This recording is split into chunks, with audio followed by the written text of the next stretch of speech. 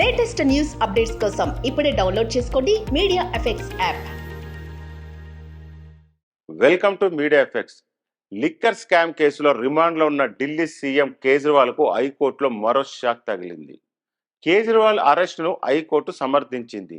తన అరెస్టును కస్టడీని సవాల్ చేస్తూ కేజ్రీవాల్ దాఖలు చేసిన పిటిషన్ను ఢిల్లీ హైకోర్టు కొట్టివేసింది.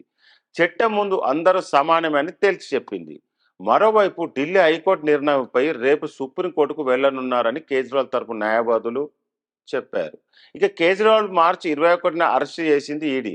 లిక్కర్ స్కామ్లో కేజ్రీవాల్ కీలక పాత్ర పోషించినందుకే తమ వద్ద ఆధారాలు ఉన్నాయని చెబుతుంది. మరోవైపు ఎమ్మెల్సీ కవితకు రిమాండ్ పొడిగిస్తూ Delhi Rouse Avenue court తీర్పునిచ్చింది.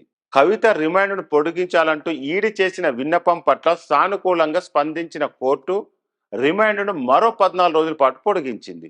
April 23 వరకు కవిత జ్యుడిషియల్ రిమాండ్ను పొడిగిస్తున్నట్టు కోర్టు తీర్పును వెలువరించింది.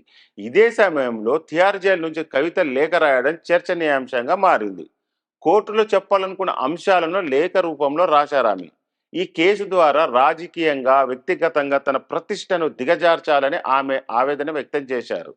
ఇప్పటికీ తాను 4 సార్లు విచారణకు హాజరయ్యానని, బ్యాంకు వివరాలు కూడా ఇచ్చి విచారణకు సహకరించానని ఆమె ఈ లేఖలో వివరించారు. దర్యాప్తు సంస్థకు తన ఫోన్లన్నీ అందజేశానని, కానీ వాటిని ధ్వంసం చేశారని తప్పుడు ఆరోపణ చేశారని ఆమె ఆరోపించారు.